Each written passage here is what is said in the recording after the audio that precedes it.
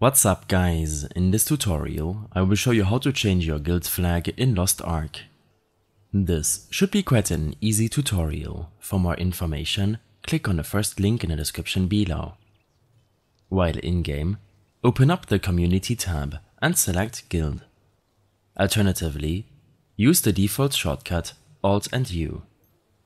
On this window, navigate to the Manage tab. Under Guild Management, click on Edit Flag. Here, you can first of all change the flag shape and background color.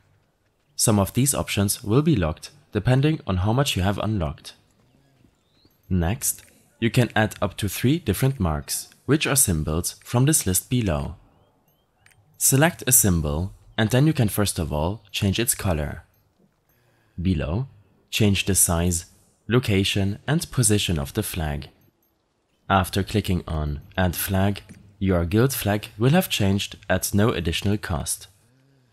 In case you have any further issues or problems following this tutorial, then I suggest following my extensive guide linked in the description below.